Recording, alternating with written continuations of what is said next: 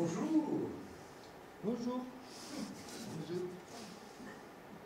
Ce musée est vraiment très intéressant, hein, Sulky. D'où qu'on se tourne, d'où qu'on se place, d'où qu'on se virevolte, on te voit, Sulky. Alors, et toi, Sulky, on te voit là admirablement, hein. C'est l'avantage de ce musée, on se voit dans d'excellentes conditions. Oui, parce que toi et moi, Sulky, nous sommes des œuvres d'art. Ah, ça c'est sûr, Sulky, et pas de la daube. C'est pour ça qu'on est dans un musée. Ah oui, oui. Et que les œuvres d'art parlent de la société. Tu veux dire qu'on doit signifier quelque chose? Ben, c'est ce qu'ils veulent, hein. Mais, Enfin, je crois pas que ça me fasse plaisir. mais si on a du sens, Sulky, est-ce qu'on sera encore des œuvres d'art?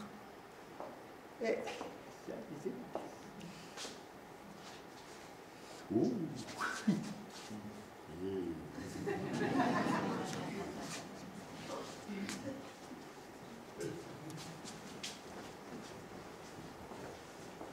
Mesdames et messieurs, bonsoir. Je suis ravie de vous accueillir ce soir au musée Malraux du GTV.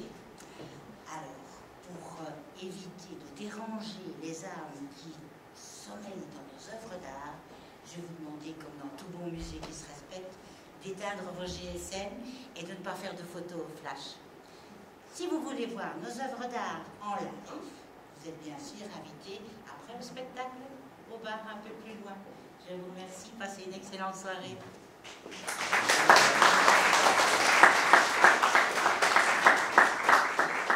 Si tu regardes avec attention, tu verras que Van Gogh a tout piqué, mais absolument tout, à Bruegel. Ouais, mais il faut dire qu'ils étaient voisins. C'est pas faux. On dirait papa! Papa! Mais oui, avec son gros œil. C'est le premier qui a compris vraiment le sens de la perspective, tu vois? Non, je vois pas bien. Il faut prendre du recul. Sublime ce portrait, c'est sa femme. Non, sa maîtresse. Ça m'aurait étonné aussi.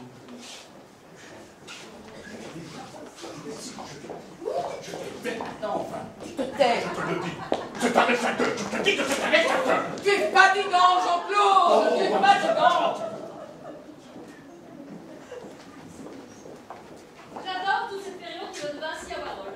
Moi, j'aime que les impressionnistes aient été des incompris. Oh oui, oui, moi aussi, beaucoup. Moi, je préfère la carte postale. À l'original? Au de loin. Tu savais que si tu plisses les yeux devant un Goya, ça fait comme un Van Gogh? Mais oui, ça, je savais. Moi, je suis pour qu'on le rende tous égyptiens. Même la Vénus de Milo, tout je te dis. Moi, par contre, je préfère que les enfants découvrent les sexes au musée plutôt qu'à la télévision. Surtout le sexe classique. Je sais pas si c'est Rembrandt, je sais pas si c'est Van Gogh, mais alors là j'ai plus mal aux pieds, mais alors là plus mal du tout. C'est pas moi qui aurais mon portrait à côté d'un Picasso. Ah, on sent beaucoup plus l'influence de l'Inde ici qu'au sous-sol, hein.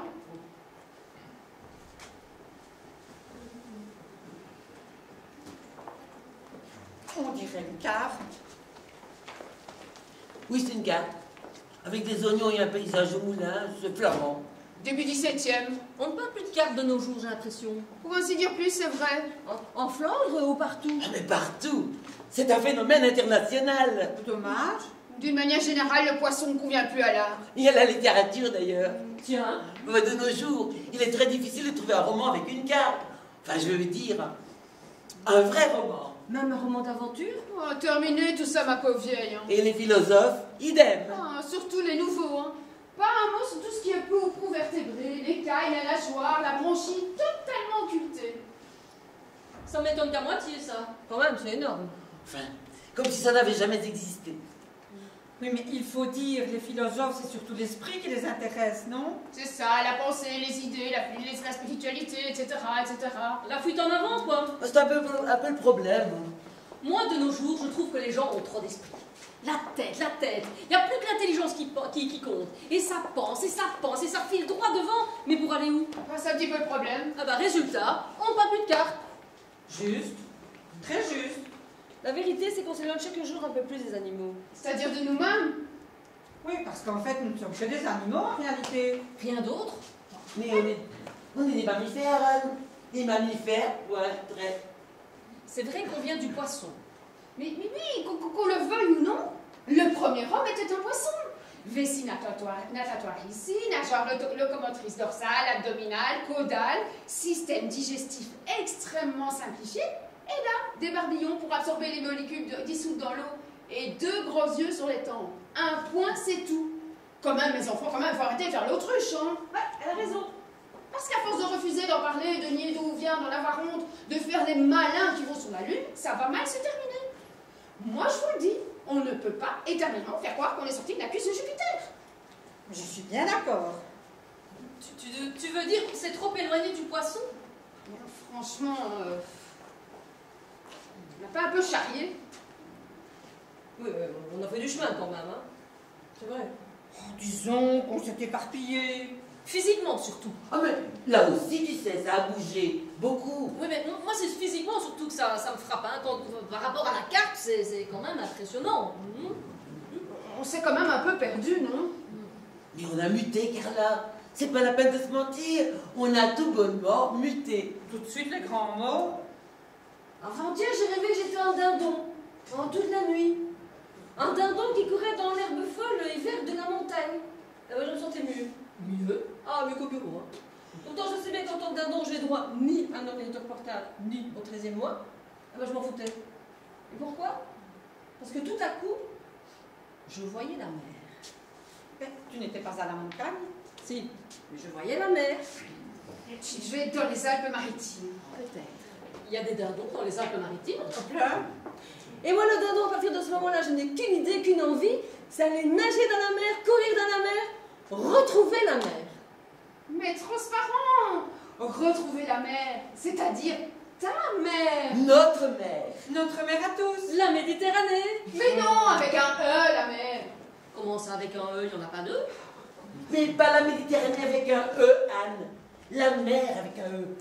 Notre mère à tous avec un E. Attendez. Tu le mets où, ce E? Mais à la mer, enfin au bout de la mer! Au bout du mot mer, si tu préfères. Au bout du mot mer. Anne, ce que Carla veut dire, c'est qu'en ayant envie de retrouver la mère, Richardine souhaite en réalité retrouver sa maman. Mais pourquoi est-ce qu'elle ne le dit pas tout de suite? Vous voyez, c'est ça, l'intelligence. Ça passe à gauche, ça passe à droite, ça dissèque, ça compare, et ça nuit énormément à la compréhension, l'intelligence. En tout cas, Richardine, ton rêve a le mérite de poser la vraie question. Pourquoi sommes-nous sortis de l'eau? Pourquoi avons-nous quitté la mer? Pourquoi? Moi, je parie que c'est encore l'intelligence qui nous a fait faire cette connerie. Mais qu'est-ce que tu veux dire? Mais c'est l'arrivée de l'esprit qui nous a fait flotter. Tu sais, Comme de l'air. comme de l'air, le souffle d'esprit. Ça nous a fait gonfler la tête, ça a fait bouer si tu veux, et hop, on est remonté à la surface. Une fois à la surface, bien sûr, on a nagé jusqu'à la plage. Et là, à peine sur le sable, on est aussitôt devenu Confucius, Aristote et Voltaire, parce que l'intelligence, ça s'est jamais s'arrêté. Résultat, nous voilà un samedi après-midi dans un musée à se prendre la tête au lieu d'aller rigoler à la piscine.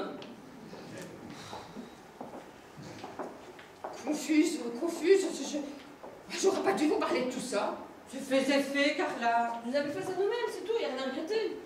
Enfin, on est peut-être plus des poissons, mais on est des adultes quand même. Oui, il ne faut tout de même pas tout dramatiser. Il nous en reste des choses du poisson. Par exemple? La côte de porc. Hein? Mais oui, quand mon grand-père allait pêcher dans l'Indre, pêcher la blette dans l'Indre, il la pâtait toujours avec une côte de porc. Et ça mordait, vous ne pouvez pas vous imaginer comme ça mordait. Il en ramenait bien 2 kilos par jour. On mangeait du poisson pendant toutes les vacances. J'entends encore ma grand-mère lui dire, tu sais Gaston, ce n'est pas qu'on n'aime pas ton poisson, mais de temps en temps, nous aussi, on aimerait bien mordre dans une côte de porc. Oui, enfin, tout ça pour dire que pour certaines choses, on a gardé le même goût. J'ai pas dit qu'on avait tout perdu, hein. J'ai dit qu'on s'était perdu. Bah, on a quand même beaucoup perdu. Quand je pense au mal que j'ai eu pour apprendre à nager, alors que si on n'avait pas fait les cours, je savais déjà. Ah, mais c'est comme mon frère Pascal. Il avait tout pour être mécanicien, tout. Les bras longs, les jambes musclées, les mains qui tournent dans tous les sens. Dès l'enfance, le goût pour l'huile, la graisse et les petits éclatés. Pendant que ma sœur et moi faisions du poney, lui, il soudait des pare-chocs. À 3 ans, il a demandé au Père Noël une casquette totale. Alors quand un enfant haut comme ça, enfin un bébé quoi, demande à Noël une casquette totale, ses parents sont rassurés. Ils se disent qu'il a un don. Il est fait pour ça, pas la peine de s'en faire pour lui, son avenir est tout tracé. En CM2, Pascal a eu un petit camarade qui jouait du violoncelle. Alors pourquoi Personne ne saura jamais. Il a voulu faire pareil. Mais total, justement. À 42 ans, mon frère fait partie d'un vague orchestre de corrida en Espagne où il joue du tambour. Et pas de violoncelle? Non, il n'a jamais su gratter les cordes avec sa main gauche. Bah, lui qui démontait un radiateur, les yeux fermés en 20 secondes. Ça fout la trouille. Confuse. Mais pardon, c'est de ma faute. Carla, je t'en prie. Mais j'ai simplement voulu nous raidir, nous faire retrouver notre structure calleuse, nos arêtes, nos origines. Et au lieu de ça, c'est le contraire qui est arrivé. Nous voilà tristes, ramollis. Non, pas du tout. Un peu flappy quand même. Et mon histoire de ballon n'a pas dû arranger grand-chose. Oui, mais c'est à cause de moi que tu l'as raconté, Richardine, à cause de moi. Après nous avoir fait des blues. Sentiment très exactement opposé à la nature de nos ancêtres. Ah bon? La carte n'a jamais de blues. Oh là, jamais. Pourtant, elle a jamais l'air très gaie chez le poissonnier. Vous avez l'impression, Anne. Aucun poisson n'est dépressif, aucun, ce sont des bobards, tout ça. Enfin, la truite morose, le requin chagrin, la morue triste. C'est pour faire peur aux enfants, ça n'existe pas. Mais le thon est réputé pour sa gaieté, la murène mutine, la lotte est toujours de bonne humeur, le hareng est un vrai clown et le rouget de bonne humeur aussi. Et le poisson rouge a beaucoup d'humour, c'est vrai. Et la Sole, regardez comme elle est heureuse, la Sole. C'est probablement la plus heureuse de toutes. Et tu sais pourquoi? J'ai oublié. Mais parce qu'elle est plate. C'est une surface, juste une surface. Elle est tellement mince qu'elle n'a pas la place de penser. Oui, mais elle reste superficielle, elle ne descend jamais en elle-même, la Sole. Ah, remarque, moi non plus je le fais jamais. Mais ça se voit, ça se voit. Et sans vouloir te flatter, de nous cinq, tu es celle qui s'en rapproche le plus. Comment dire, qui en a le moins dérivé. Mais c'est vrai, tu es la plus joyeuse, la moins évoluée. La plus en arrière. De loin. Bernarde. Je ne sais plus comment je dois le prendre. Mais bien, ma chérie, très très bien. Vous n'essayez pas de me faire comprendre que je suis conne comme une dorade. Anne, je t'en supplie. Non, parce que c'est tout votre baratin, là, c'est pour en arriver là. Déjà que moi, je viens au musée uniquement pour vous faire plaisir, ce serait quand même le pompon. Oh, regardez la bestiole, comme elle griffe, comme elle mord, comme elle attaque. Tu as une animalité exceptionnelle pour notre époque, Anne. Exceptionnelle. Oh, je t'envie beaucoup. Tu n'es qu'un sur son cœur réflexe, c'est magnifique. Ce n'est pas toi qui vas sombrer dans la réflexion, te noyer dans la subtilité, le raisonnement.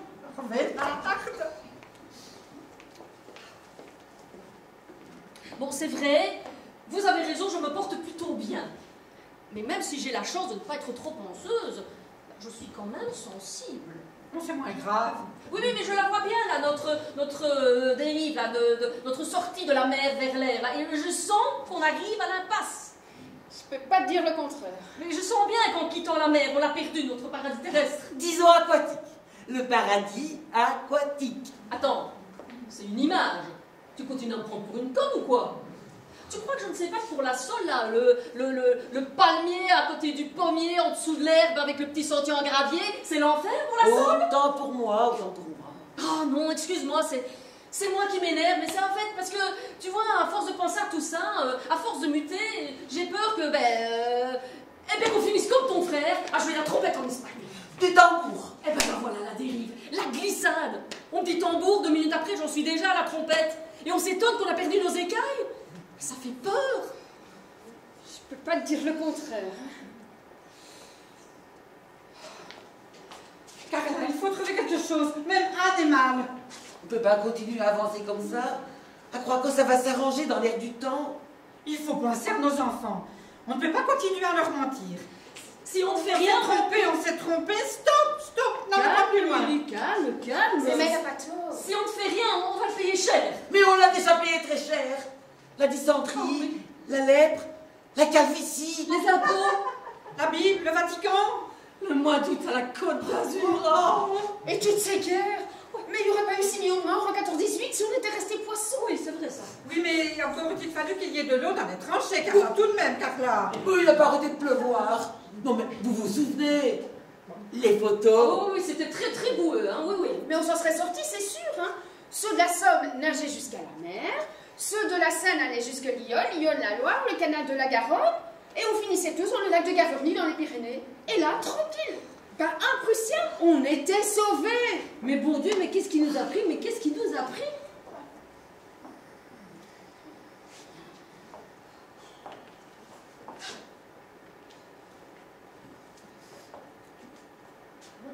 Et si on faisait demi-tour? Qu'on retourne en arrière. Oui, vers la carte. Oui! Mais elle est loin, Anne, très loin, même pour toi. Non, non, non, non, non. Doucement. Tout doucement. En ondulant un peu. Tu vois? Comme ça. En essayant de se rappeler. Tu sens comme ça revient? Tu sens comme on devient superficiel? Tu le sens? Non, pas beaucoup. Oui, mais un peu. Un peu, c'est vrai. Oh, non, non, non, non. Doucement. Ne frétillez pas. Laissez le ventre mou. Ah, c'est drôle. J'ai des souvenirs d'algues. Tout est plus facile, on dirait. On va aller nager là-bas, jusque dans le grand bassin, dehors. Oh, merci, Anne, merci. Laissez-vous porter dans le courant. On abandonne tout. Non, tu peux amener ta côte de porc. Oh, ça y est, ça vient, je me sens rieuse. Je me sens tout drôle, moi aussi. Oh, merci, mon Dieu, on se sent mieux. On n'est pas les plus heureuses. J'ai l'impression que si. Vous allez voir. Je suis sûre qu'ils vont se remettre à nous peindre.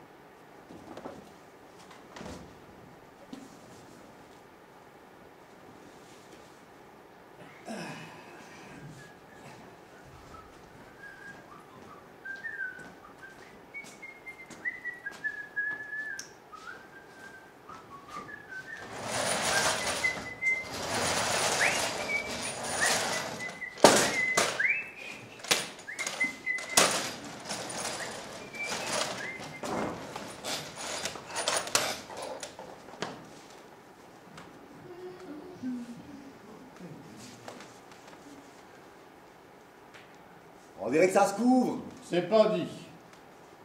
Je te dérange pas? Jamais. Tout va? Tout. J'ai une nouvelle pour toi. Bonne. Je crois. Tant mieux. Je suis devenu plus intelligent que toi. Ah bon? Ouais. C'est arrivé quand? Oh, il y a quoi? 1 heure, disons. 1 bonne heure et demie. C'est tout récent. Ah, t'es le premier à savoir. Ça me touche. C'est normal, t'es mon frère. C'est vrai. Aimé en plus. Beaucoup? Quoi? Tu es devenu beaucoup plus intelligent que moi. J'ai l'impression. Tant qu'à faire. Tu sais, ça faisait longtemps que j'en avais envie. Ça ne se voyait pas. Depuis l'âge de 5 ans. Ah ouais, ça fait un bail. Oh, ouais, déjà tout môme, je me disais, André, il est drôle, il est pas de tout le monde, il n'y a que lui qu'on écoute. Mais un jour, ce sera moi. Un jour, j'arriverai à faire mieux que lui. Enfin, aussi bien dans un premier temps, et puis très vite, mieux. Par étapes, quoi. Voilà, exactement. Ça fait donc 34 ans que tu veux devenir plus intelligent que moi. Ouais. C'est énorme.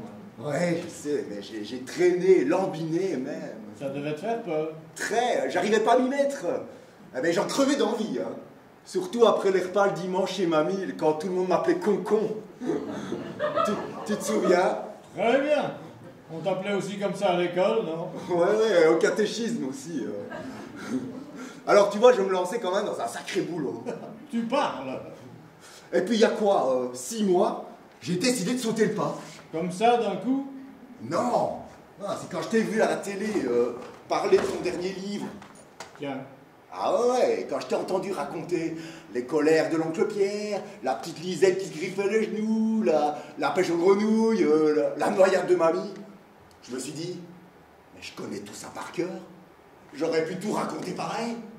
Et même en plus l'accident de voiture du charcutier que t'as oublié entre parenthèses. Le gros Paul, exact. Ouais, parce que quoi, ton enfance, c'est aussi la mienne, hein?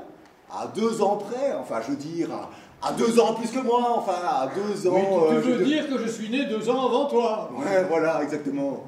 Alors quand j'entendais les journalistes qui répétaient sans arrêt « On est saisi par la justesse » ou « La finesse de l'évocation » ou ce souvenir bouleversant, je me suis dit « Mais quand même, Jacques, quand même, l'intelligence, c'est pas la mer à boire. Alors, vas-y, saute !» Et j'ai sauté. Tu veux dire... Tu as écrit? Pile. Et j'ai commencé par l'accident du charcutier, justement. Et puis mon patron l'a lu. Tu le connais, mon patron? Je ne crois pas, non? Un type très fin, très sensible. Il a commencé à 3 ans en travaillant ses abdos, et maintenant il a 3 salles de gym. Ah, en effet. Ouais, et il t'admire beaucoup. C'est quand je lui ai dit que j'étais ton frère qu'il m'a engagé au talcage chez lui. Ah bon? Ah ouais. Il m'a dit, le frère du grand écrivain André Lamotte ne peut pas rester sans travail. Vraie admiration pour toi. Je suis flatté. Alors, comme j'avais pigé qu'il aimait bien tes livres et qu'en quelque sorte, c'était grâce à toi que j'avais été engagé au talcage des agrès, je me suis dit, je vais lui faire lire l'accident du charcutier. Bonne idée. Et il a aimé. Il a été formidable. Il m'a dit, Jacques, il faut que tu commences par le début. Par le début? Apprends à lire avant d'écrire. Ah, il a l'air bien, ce type. Mais je te dis, très fin, très sensible. Alors moi, bien sûr, j'ai écouté. Hein. J'ai lu. Mais attention, j'ai tout lu. Très bien. Ah, tout. Hein. La rhétorique, la dialectique, la logique, le raisonnement, la pensée arbitraire, la satire, les paradoxes, tout. J'ai rien laissé au hasard. Même des trucs pas indispensables à l'intelligence, je les ai bossés, comme les sentiments, par exemple. Tu as bien fait. Ok, oui. C'est que t'es une pointure, hein.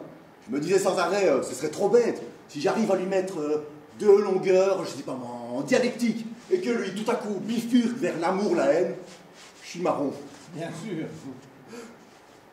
Remarque, ça m'a bien plu, les sentiments. C'est vrai. C'est très amusant, les sentiments. Ouais, et puis il y a beaucoup moins à prendre que pour l'intelligence. Je ne me rends pas bien compte. Si, hein, t'en as quoi? Une dizaine qui comptent. La pitié, la générosité, la jalousie. Oh, attention, la jalousie, celui-là, c'est un costaud. Hein. Ah ouais, c'est un gros. Ouais, 2 bouquins épais comme ça. Hein. Pas pour l'envie, hein, juste pour la jalousie. Comme ça ne m'étonne pas. Je pourrais te les réciter tous les 2 par cœur. Bravo. J'avoue, je suis pas mécontent de moi. Et moi donc? C'est ce que je me suis dit. Pour une fois, il va être fier de moi, le frère aîné. Tu peux le dire.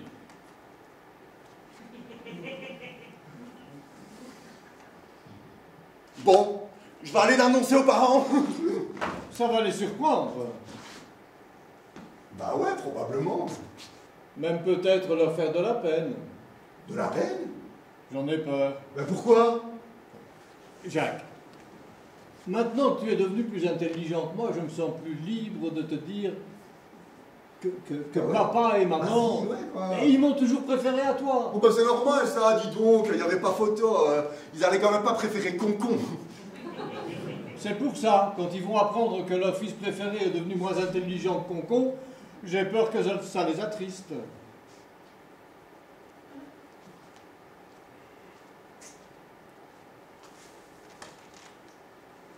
C'est pas faux. Toi qui connais bien les sentiments. Ben oui, justement, j'étais en train de les faire défiler dans ma tête, là. J'hésite entre pitié et compassion. Ou générosité, mais enfin, je ne suis pas un spécialiste. Alors, générosité est une vertu, pas un sentiment. Excuse-moi, je t'avais prévenu, je ne suis pas un spécialiste. Mais pourquoi pas, générosité ça pourrait aller dans ce cas précis. Hein. Je crois que je vais m'en servir pour ne rien leur dire. Comme tu le sens. Ah mais tu vois, pour moi, l'intelligence, c'est tout nouveau, c'est tout beau. Alors, moi, j'ai envie de la montrer, j'ai envie de me promener avec devant tout le monde, j'ai envie de faire vrombir le moteur. Oui, c'est humain.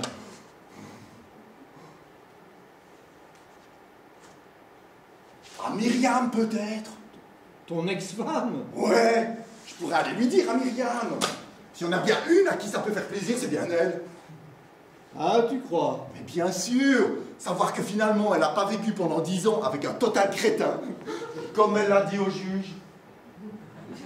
Je pense que ça pourrait vraiment lui faire plaisir, hein. Ce sera un vrai soulagement pour elle. Ça voudra dire qu'elle ne s'est pas mariée avec moi pour rien. Ça voudra dire aussi qu'elle s'est trompée.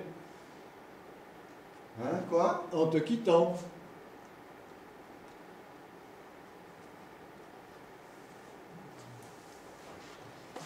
C'est pas faux. Tu sais, je la connais bien, Myriam. Bah oui, je sais. Et je l'aime beaucoup. Bien sûr, sinon tu ne l'aurais pas épousée. C'est pour ça. Je me permets de prévoir sa réaction. C'est logique. Il me semble.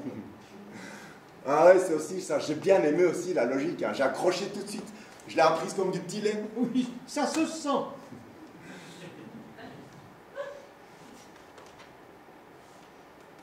Je n'ai rien à dire à Myriam. Je vais même éviter de la voir. On ne sait jamais qu'elle comprenne. Ça pige si vite les femmes. C'est mieux pour elle. Merci la logique, merci pour Myriam et merci pour mon patron. Ton patron? Ah ouais, excuse-moi, là, tu vois, je vais trop vite. Hein. Ça, je maîtrise pas encore. Hein. J'oublie de ralentir le réacteur. Alors, une fois sur deux, j'en laisse un ou deux sur le carreau. Désolé. Je t'en prie. Bon, tu y es. Vas-y. Donc, il me semble aussi logique que j'aille le... Ça va, t'es bien assis dans la fusée? Oui, j'ai l'impression. Ah, il me semble aussi logique que j'aille le dire à mon patron. Oh putain, je vois déjà ses abdos. Le petit frangin, le talqueur d'agrès, devenu tout à coup plus intelligent que toi. André Lamotte, son grand homme. Le cul sur le tapis, monsieur Lasvato, le cul sur le tapis. Il va te virer. Quoi? Et là, je suis catégorique, Jacques. Tu veux dire qu'il va me mettre à la porte? Ah, il n'a pas le choix. Comment veux-tu qu'un homme que tu dis toi-même si sensible, si subtil, Mais fin, surtout très fin. Hein. il puisse laisser à un poste de talqueur d'agrès, au milieu d'imbéciles suspendus à des barres parallèles, un cerveau comme toi? Il ne le supportera pas. Merde! D'autant qu'il est un peu responsable. Mon patron? Ah ouais, s'il ne t'avait pas poussé à apprendre à lire, tu n'en serais pas là. Juste, putain, juste! J'ai même peur qu'il se sente coupable vis-à-vis de moi. Et ça, je risque de payer très cher. Chômage immédiat.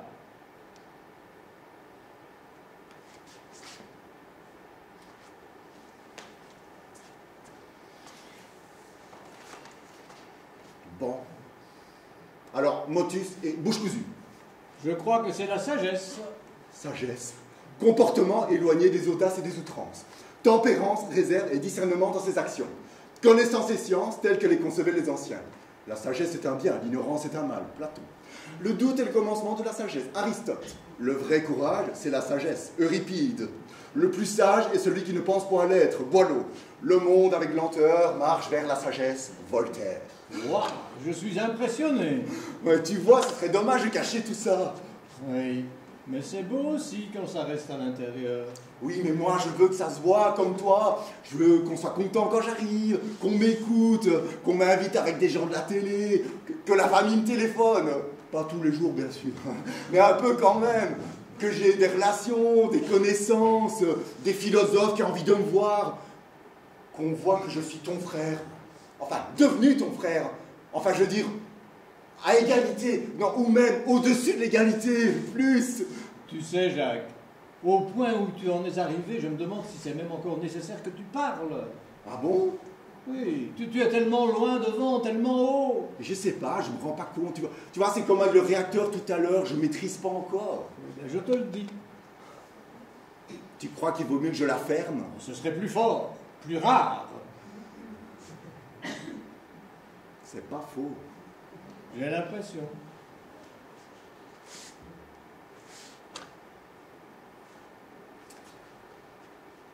Bon, je vais y aller. Encore bravo, Jacques. Ah, merci. Dis, j'y pense, ça ne t'a pas fait de la peine tout ce que je t'ai dit? Tu plaisantes. Eh non, parce que tu vois, j'aurais peut-être dû me taire comme avec les autres. T'es sûr que ça ne te dérange pas de savoir que je suis plus intelligent que toi? Pas du tout.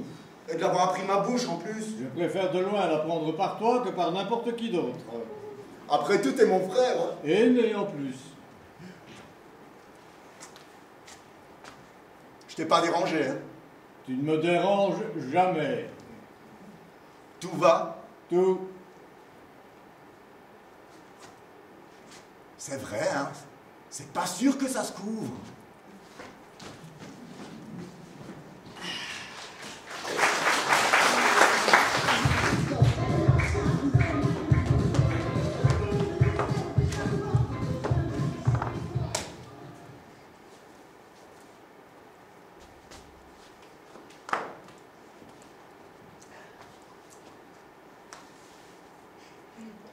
Monique. Oui, papa. Je peux savoir pourquoi tu me réponds quand je t'appelle Monique? Pardon? Mais t'as parfaitement entendu ma question. Je l'ai pas comprise, papa. Mais quand je dis Monique, pourquoi tu te retournes vers moi? Tu veux rire, papa? Ah, mais on l'a pas du tout, ma chérie, mais on l'a pas du tout. Mais c'est parce que je m'appelle Monique. Tu t'appelles Monique. Toi, ma fille unique, tu t'appelles Monique. Oui, papa, depuis 18 ans. Depuis 18 ans. Et t'as quel âge? 18 ans, justement. Ah, justement, mais moi, je suis pas comptable, hein. Je suis juste ton père au cas où tu l'aurais oublié. Et je peux savoir qui t'a appelé Monique? Toi, je suppose.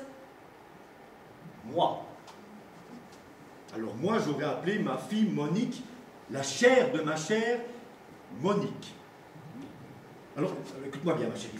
Je suis loin d'être un homme parfait. Hein. J'aime la bière, je suis un peu trop agressif avec les voisins. Ah, je mange de la blanquette de veau en cachette. Et c'est vrai que je n'ai pas une passion pour le théâtre. Hein. Mais de là à appeler ma fille Monique, et à sa naissance en plus, là, un petit bébé sans défense, ah non, non, mon chéri, ton papa n'est pas capable de ça. Hein. Eh bien alors c'est maman. Ta mère. Oui, quand c'est pas le père, c'est la mère qui donne le prénom, non? En fait, fais très attention à ce que tu vas me répondre là. Tu m'affirmes là devant moi que c'est ta propre mère qui t'aurait appelé Monique. Mais enfin, papa, mais qu'est-ce qui te prend?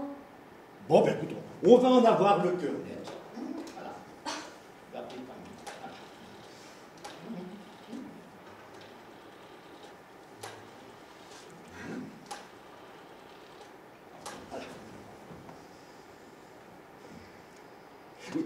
Allô, chérie? Oui, c'est moi.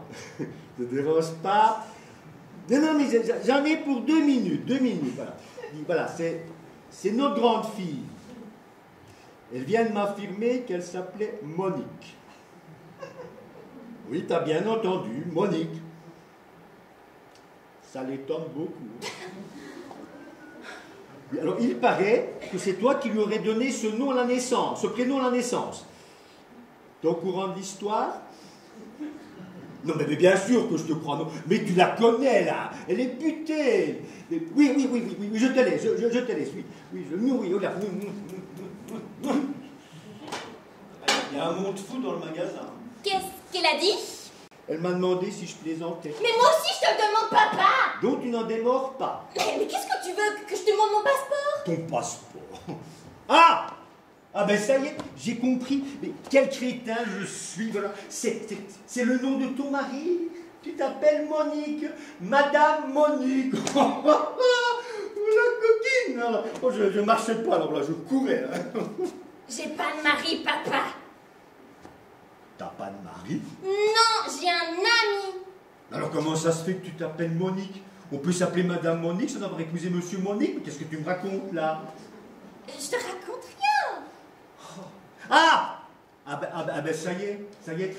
C'est la nouvelle loi qu'ils ont faite pour les homosexuels. Ah ben voilà, le mariage sans le mariage. Ah ben voilà, j'ai tout compris. Ton mari est homosexuel et tu as honte de me le dire. Voilà toute l'histoire.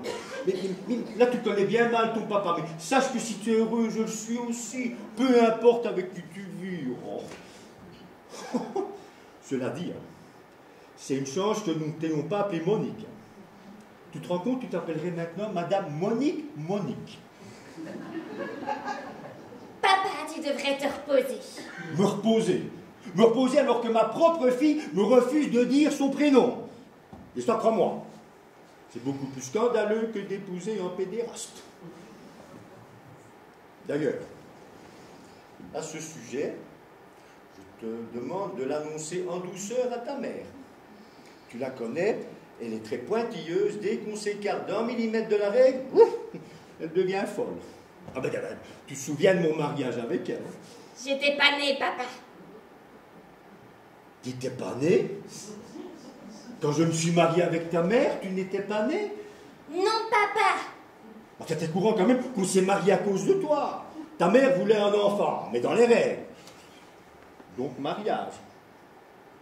Ah ben ça, j'y crois pas. Ah ben ça, alors, on s'est mariés pour toi et t'es pas venu.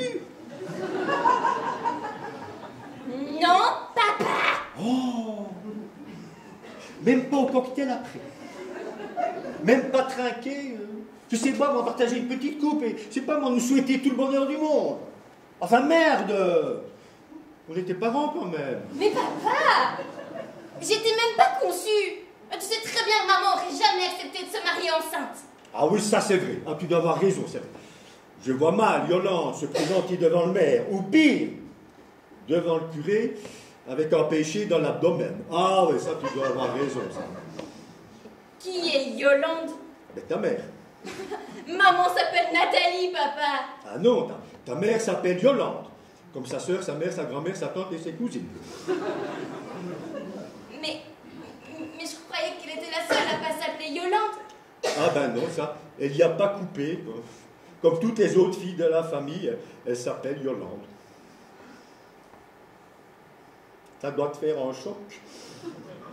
Ça, apprendre à 18 ans que sa mère s'est jamais appelée Nathalie.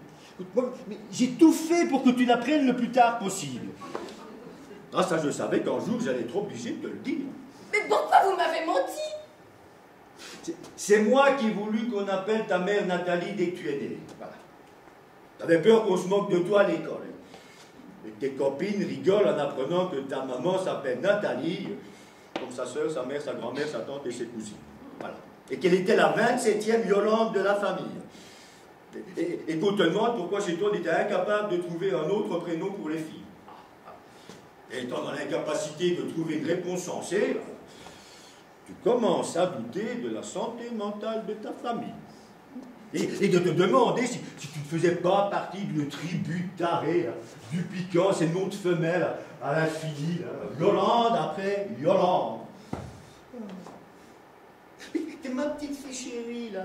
Et je voulais t'éviter ces mauvaises pensées qui ne sont pas bonnes pour les petites filles. Non, les petites filles, ça doit courir dans les champs, ça doit lire de la poésie, apprendre l'espagnol, préparer son catéchisme et sa communion solennelle, rêver au prince charmant qui viendra un jour et qu'elle épousera, même s'il est homosexuel. Bon, d'ailleurs, quand on voit comment sont accoutrés les princes charmants, ben pas étonnant qu'ils préfèrent les garçons. Et que les jeunes filles les attendent en vain. Mais, sauf toi, ma chérie. Toi, t'es arrivé en quoi c'est un. Et pourquoi? Pourquoi? Mais parce que tu es bien dans ta peau. Et tu es bien dans ta peau parce que tu n'as jamais su que ta mère s'appelait Yolande. Et c'est pour me cacher que moi aussi je m'appelle Yolande que vous m'avez appelée Monique. Mais tu t'appelles pas Yolande, ni Monique. Mais alors comment je m'appelle? Ah ben voilà la question, hein. La bonne question, là. Mais tu m'as quand même intitulé et donné un nom jour de ma naissance. Tu m'as pas sifflé? Mais bien sûr, pour qui tu me prends, bien sûr que je t'ai donné un prénom. Et tu t'en souviens pas? 18 ans, ma chérie. T'as fait 18 ans. Tu te souviens de ce que t'as fait il y a 18 ans, toi? Je venais au monde. Trop facile, hein, trop vague. Non, moi je te demande un souvenir précis. Un bruit, une odeur, une image. Tiens, par exemple, hein, tu ne te souviens pas de moi de la pencher sur ton berceau? Non. Non, et le prénom que je te répétais, que je te susurrais à l'oreille, même approximativement? Non. Un son? Une syllabe? Enfin, je sais pas moi, quelque chose qui nous mettrait sur la route, là. Non, papa! Ah ben voilà. Un cerveau tout neuf, bourré de neurones frais, et qui n'a même pas enregistré le prénom que son papa lui répétait en lui donnant le biberon. Et on me reproche à moi, un homme usé par les années, de ne pas me souvenir de... Je te demande pardon. Oh, ce n'est rien, Thérèse. C'est l'ingratitude de ton âge. Tout le monde y passe. Hein, c'est normal quand on a 16 ans. 18. 18 quoi? 18 ans, papa. Ah, 18 ans, ah oui, oh, pardon, là. 18 ans, 18 ans. Ah, ça, t'es bien la fille de ta mère, hein. Maniaque, précise.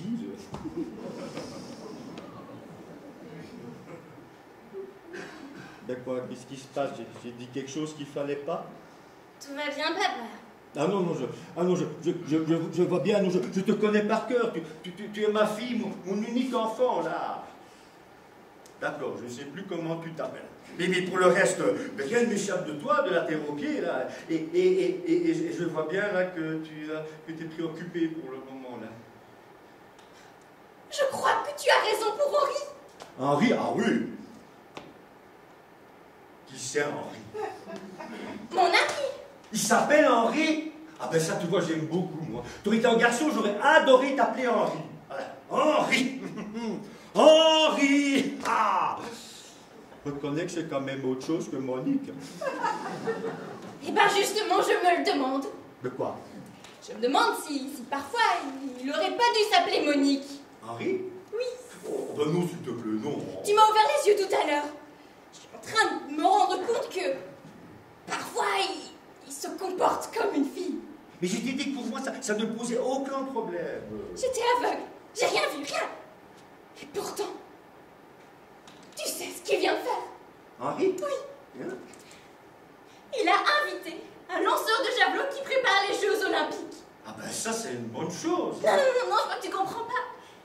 Il l'a installé dans son appartement. Oh! Avec tout son équipement? Ah non, non, parce que les lanceurs de javelot ont un équipement considérable. Ah non, on croit que juste dans leur sac, ils ont leur basket et leur javelot, mais c'est tout à fait faux, non. Tu t'intéresses au javelot? Ben non, pas vraiment. Mais j'ai toujours gardé un œil sur le javelot, là.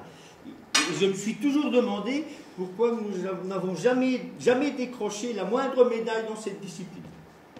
Parce que c'est vrai, on ne peut pas être d'un côté les meilleurs du monde au football et de l'autre côté de véritables merdes au javelot. Non, ça va. Quelque chose qui ne tombe pas, on est bien d'accord avec moi. Je m'en fous. Ah ben tu ne devrais pas.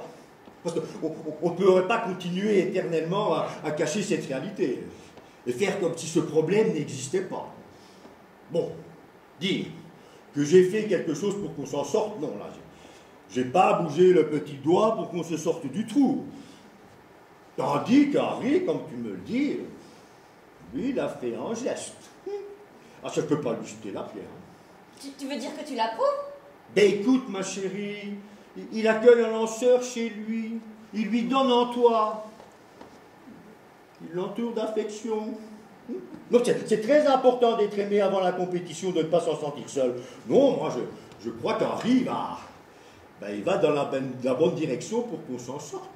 Bah, que qui s'en sorte? Mais la France, ma chérie, la France du javelot. Mais moi dans tout ça? Ben t'es française, oui ou non?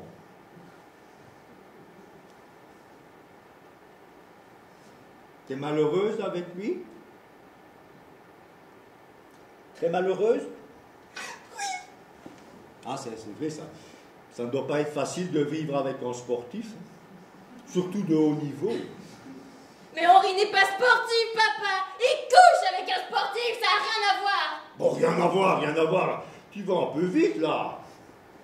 Un homme qui a compris qu'il fallait briser l'isolement de ces jeunes athlètes, trop souvent confrontés à une solitude atroce, et en particulier dans ces stages, soi-disant oxygénés au sommet de nos montagnes, où il se retrouve seul le soir dans une chambre minuscule sous la soupente d'un chalet minable.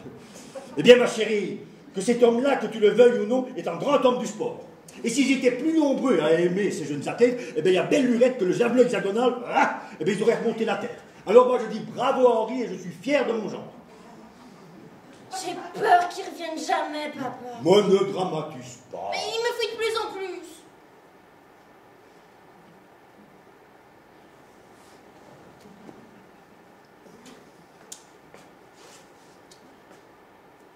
Tu lui as dit que tu t'appelais Monique? Tu crois que c'est à cause de ça? Ça n'a peut-être pas arrangé les choses. Il me l'a jamais reproché, je te jure. Non, mais là, elle a peut-être refoulé. Hein. Mon prénom? Ah ben, la honte de ton prénom. Tu sais, c'est pas facile de vivre avec quelqu'un qu'on doit appeler toute la journée Monique. On peut avoir envie de tuer à force. Hein. Alors on refoule, et on cache pour cacher cette pulsion meurtrière, là. On cherche d'autres environnements pour oublier. Comme le javelot. Ben c'est pas impossible. Alors c'est à cause de Monique qu'il est devenu homosexuel. Imagine-toi qu'il se soit dit un jour, après tout, toutes les femmes peuvent s'appeler Monique. Je vois. Tu peux pas lui en vouloir. D'autant plus que ça fuite dans une homosexualité positivement sportive. Enfin non, je veux dire une homosexualité utile pour un sport de gère, très en déclin, est une aubaine pour l'athlétisme français. Non. Là, je crois que l'histoire ne tourne pas trop mal. Tu n'as pas à te plaindre. Oui, c'est vrai. Je comprends mieux maintenant. Pauvre Henri. Ah oui, ça, pauvre Henri. Là. Ah, ça n'a pas dû être rose pour lui tous les jours. Ah, non.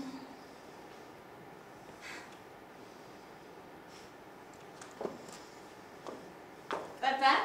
Oui? Je crois qu'on s'est jamais autant parlé. Ah, peut-être. Oui. Je me suis jamais sentie aussi proche de toi qu'aujourd'hui. C'est d'autant plus bête que je sais toujours pas comment tu t'appelles.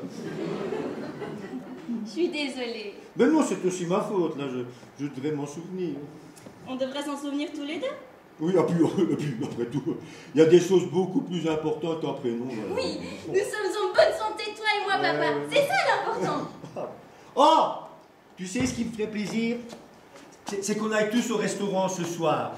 Toi, Henri, le lanceur de javelot, Yolande et moi. Ah, c'est une idée géniale, ça, papa! Oui, tous ensemble. Un vrai dîner de famille.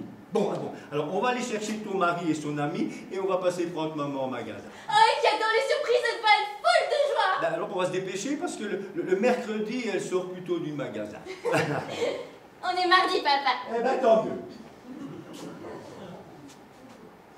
On est mardi? T'en es sûr? Ah oui, c'est le jour où je fais du sport à l'université. Tu es à l'université?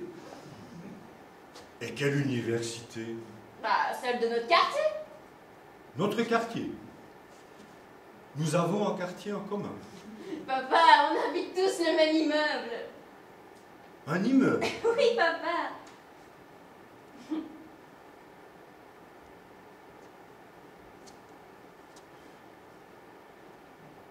C'est vrai qu'on se parle beaucoup hein, aujourd'hui.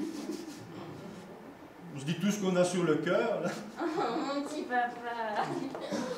J'espère que je vais me souvenir où j'ai garé la voiture. Et Hélène. Hélène de Troyes. Non. Catherine de Médicis. Non, papa. Antigone. Non. Cosette. Non, papa. Mais c'est les noms de mon enfance, quand, les noms de l'âge quand j'avais ton âge, quand j'étais petit, quand j'étais à l'école. Dalida. Non. Oh. Oui, Marquise de Sévigné. C'est ça, Marquise de Sévigné. Non, papa. Mais dommage. Ouais, c'est dommage.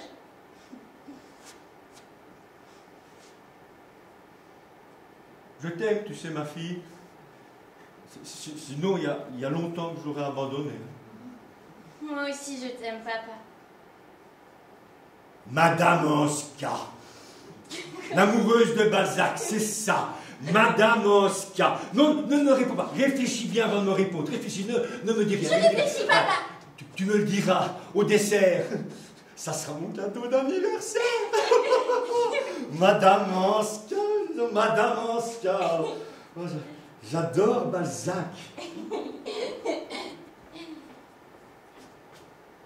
C'était pas le 26, ton anniversaire?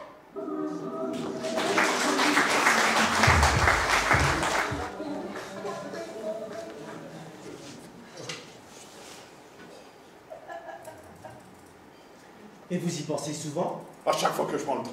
C'est peut-être le roulement. Oh, je ne sais pas. Le roulement, ça rend souvent penseur. En tout cas, dès que je vois défiler à travers les vitres, oh, toutes ces villes, ces routes, ces fermes, oh, aussitôt je me demande ce qui pousse les hommes à marcher, à conduire, à attendre le bus, à sortir les vaches, à aller dans un sens, à courir dans l'autre. Je vais vous demander de pencher légèrement votre tête, merci. Mais quelle force les pousse à faire ça plutôt qu'à ne rien faire? Il doit bien exister une force. Ils ne font pas ça d'eux-mêmes. Je commence par centimètres partout et puis vous me direz. Labourer, traire, rafistoler une dulite, consigner un bail, stocker des hydrocarbures. Oh, mais pourquoi fait-on ça? On peut quand même se poser des questions. Stocker des hydrocarbures. Il sera toujours temps de faire plus court si vous le souhaitez. Assaisonner, joindre, vernir, pédaler. Franchement, pédaler. Vous trouvez ça normal, vous, de pédaler? Je me rends pas bien compte. Et vous tenir debout? Me tenir debout? Oui. Vous trouvez ça normal de vous tenir debout? Là, les deux pieds sur le carreau?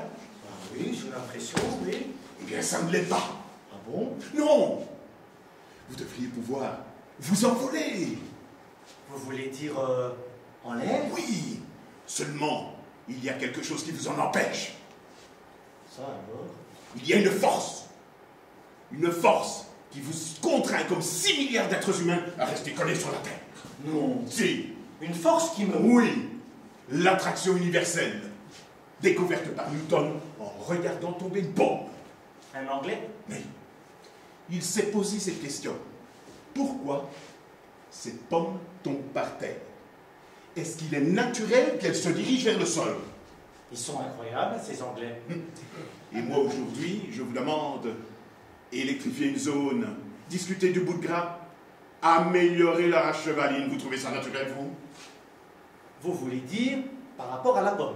Par rapport à l'homme, Georges. Pourquoi massicoter?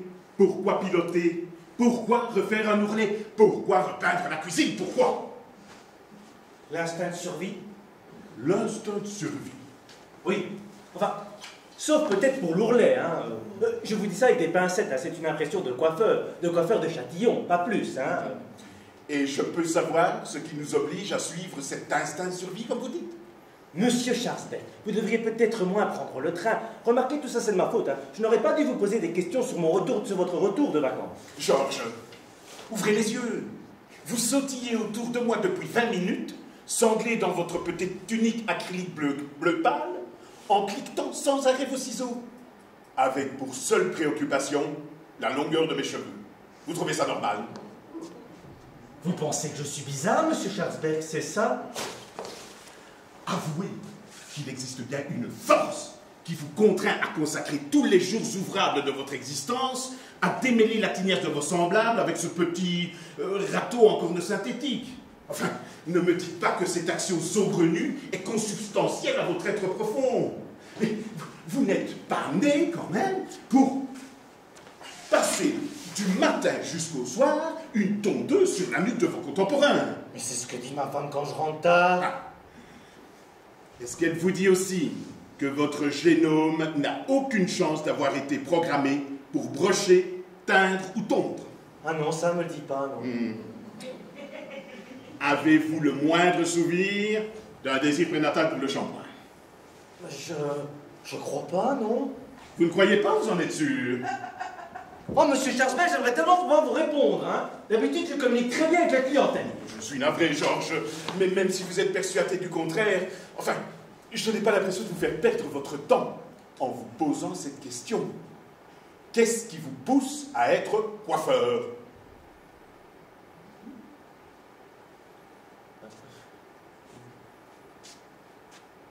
Mais c'est vrai que mon père n'était pas très pour.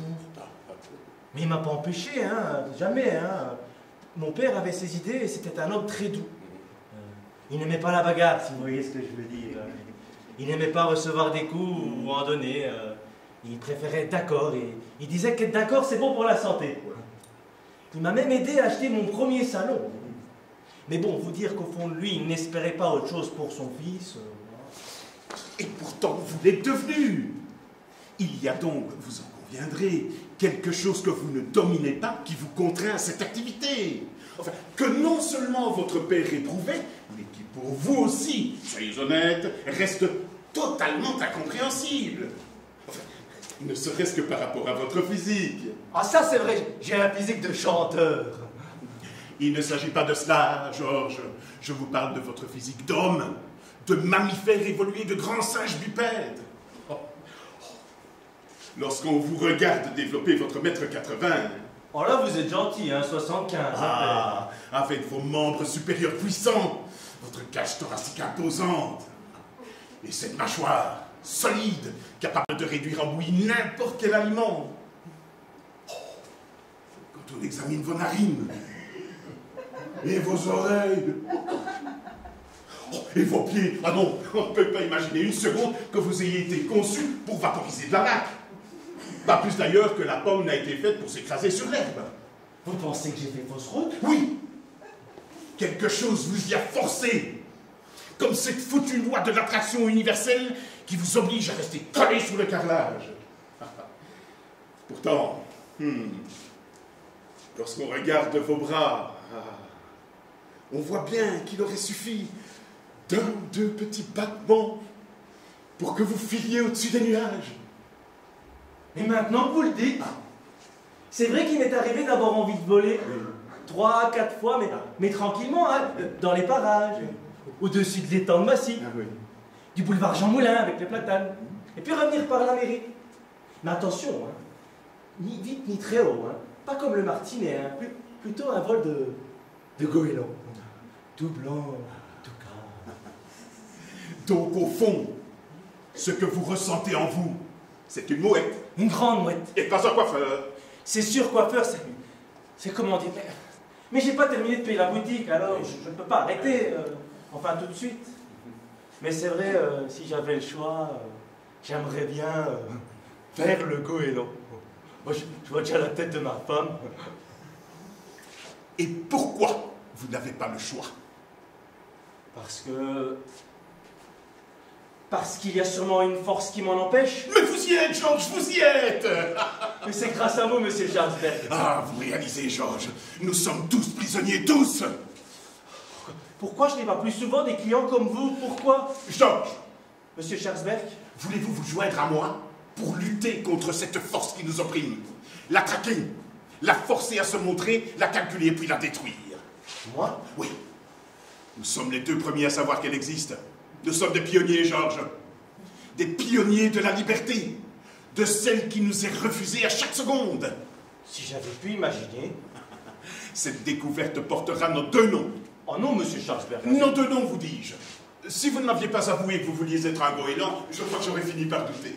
Mais quand je pense que si Madame Lalonde ne s'était pas décommandée, mais je n'aurais pas pu vous prendre, hein. À quoi ça tient, hein? Le hasard et la nécessité, Georges, c'est ainsi que l'humanité progresse. Nous n'échappons pas à la règle. Oui, mais enfin, tout ça à Châtillon, dans mon modeste salon. Le salon de la découverte, Georges.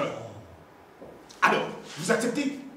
Si ça peut aider l'humanité, je vais pas refuser, bien sûr. Merci, Georges. Je ne sais pas ce que vous en pensez, mais moi je suis pour un travail régulier à heure fixe. Un rendez-vous quotidien, vous conviendrez? Ici? Ou dans le train. Les idées sont fragiles. Ne nous éloignons pas des endroits où elles naissent. Mais dans ce cas, je préfère ici, mais tous les jours? Si nous avons comme objectif de finir à la fin de l'année, ce qui serait un très beau cadeau de Noël pour la planète, avouez-le, il me semble qu'un travail de 3 heures, disons 6 jours par semaine, est un minimum. Ah, quand même! Georges, vous n'imaginez tout de même pas révolutionner 30 millions d'années de comportement humain en un coup de cuillère à peau? Non, non, bien sûr que non, mais vous pensez qu'il serait possible de faire ça à l'heure des repas? Vous voulez dire entre midi et 15 heures? Par exemple. Eh bien, pourquoi pas? Nous en profiterons pour jeûner. C'est excellent pour la vivacité de l'esprit. Ça me permettrait de ne pas, perdre trop de clients. Georges, pensez-vous réellement que vous allez perdre vos clients en leur annonçant votre décision de les libérer une bonne fois pour toutes de leur esclavage quotidien? Mais vous n'allez pas les perdre, Georges. Vous allez les gagner. Et quand dans un jour proche, vous volerez avec eux, au-dessus de la ville abandonnée. Oh, croyez-moi, ils vous béniront de leur avoir refusé vos ciseaux et votre peigne pendant 3 petites heures par jour. Mais vous avez raison. Vous savez, hein, monsieur Schwarzberg, personne ne m'a autant ouvert les yeux que vous, hein. Parfait, nous commençons demain. Donc midi, je vais le noter tout de suite. Hein. Combien je dois? Oh, vous plaisantez, monsieur Schwarzberg. Je vais juste, si vous le permettez, récupérer ma cape. Hein. Ah, parce que ici. Ah, c'est. Oh, ben, écoutez. Ah, oui, oui. C'est de la qualité. Oui, c'est allemand. Oui, non, franchement, c'est allemand. Oui, ne serrez pas trop fort, s'il vous plaît, Georges. Si. Excusez-moi. Non, mais je vous en prie. Voilà. Ah, merci, Georges. Alors, ça vous va comme ça? Très très bien. C'est rafraîchi sans être trop court, hein, parce que pour vous dire la vérité, je vous préfère avec les cheveux un peu souples, ondulants, disons. Appelons ça, si vous voulez bien, la coupe postérité. Oui. Bien, Georges, à demain. Monsieur Schwarzberg, je peux vous poser une question? Mais je vous en prie. Est-ce que vous pensez qu'il y a une autre force qui vous pousse à découvrir cette force? Ou que c'est la même? Mais bien, Georges, bien. Nous ouvrirons la session de demain sur cette interrogation. Non, parce que si c'est la même, oui, une fois que nous l'aurons trouvée, vous ne serez plus obligé d'y penser. Plus du tout. Probablement. Je pense que nous allons faire du bon travail. J'en meurs d'envie, monsieur Schwarzberg.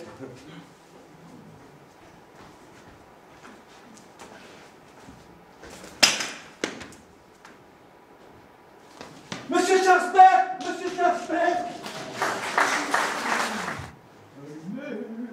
Le feu fait danser le diable et les dieux.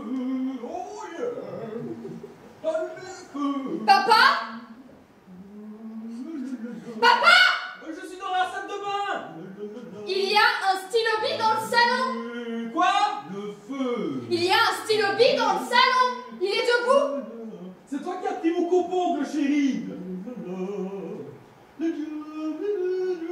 Il mesure 3 mètres! Mais je l'avais posé sur le bord de la baignoire! Mais... Oh putain! Il a crevé le toit! C'est un gros stylo bille, papa! Non mais qu'est-ce que tu dis? Ah mon Dieu! Mais qu'est-ce que c'est que ça? Un gros stylo bille! Non mais énorme, tu veux dire? Il doit peser au moins 5 à 600 kilos. Il est en plastique? Ah oui, c'est un vrai. Oh. Liliane! Je suis dans la cuisine. Il y a un gros stylo bille d'une demi-tonne dans le salon. J'ai pas compris. Qu'est-ce que c'est que ça? Papa vient de te le dire, maman. Un stylo bille d'une demi-tonne. Un stylo, tu es sûr que c'est un stylo bille? Mais qu'est-ce que tu veux que ce soit d'autre, Liliane, hein? Mais je ne sais pas, moi. Dimanche à 9h du matin, c'est pas forcément... Oh, mais Liliane, tu vois bien le capuchon, le corps où passe l'encre, et puis la pointe en métal. Oh, avec la petite bille, là. C'est toi! Moi quoi? Qui a commandé un stylo bille d'une demi-tonne. Et pourquoi j'aurais commandé un stylo bille d'une demi-tonne? La semaine passée, t'as bien commandé un palmier. C'était pour le jardin, maman. Mais c'est un palmier d'une demi-tonne. Je ne sais même pas qui commandait ça, moi. Tu le sais, toi, peut-être? Non. T'as payé à noter. Bien noté. Sur Internet. Tu te souviens? En janvier dernier, avec les tables de billard chauffantes, 3 qui nous en ont livré Internet, avec le camion qui a esquinté la pelouse. Ça n'a rien à voir. Et maintenant, il perfore le plafond. Mais qui conduit chez Internet? C'était une erreur. Les tables de billard chauffantes, une erreur informatique. Ils ont tout de suite compris qu'ils s'étaient trompés d'adresse et que ce n'était pas pour moi. Donc voilà. Et ça, tu crois que c'est pour nous, papa? Ça, je ne sais pas, ma petite chérie. Mais en tout cas, j'ai pas qui à noter. Alors tu peux me dire d'où ça vient? Il n'y a même pas d'étiquette. C'est peut-être un cadeau? De qui? Du ciel? Séverine, s'il te plaît. Putain de rationalisme. Frédéric, on fait quoi? On appelle les pompiers? Les pompiers? Non, mais on va pas appeler les pompiers un dimanche matin à 9h pour un stylo bille, Liliane, hein? Avec tous les morts sur la route. Alors Frédéric, on fait rien. Je te parle, on ne fait rien. On fait rien. On en profite. Tu veux récupérer l'encre? Mais non, Liliane, on profite pas du stylo bille, on profite de l'événement. Ce n'est quand même pas tous les jours qu'un instrument d'écriture de cette taille transperce votre maison de part en part. Hein. Reconnais que c'est rare, maman. Surtout dans la Creuse. C'est vrai. Nous sommes originaires de la Creuse depuis 5 générations. C'est un département magnifique, rempli d'histoire et de géographie, qui nous a donné de grandes joies et de beaux enfants, avec des animaux super et des fleurs multicolores. Alors, s'il te plaît, ne dis pas du mal de la Creuse. Déjà qu'avec son nom, on a l'impression que c'est un département qui descend, qui est tout au fond du trou, alors qu'il est concave, bien au-dessus des autres. Mais c'est peut-être pour ça qu'il a choisi la Creuse. Qui? Bah lui. Qui l'a réuni?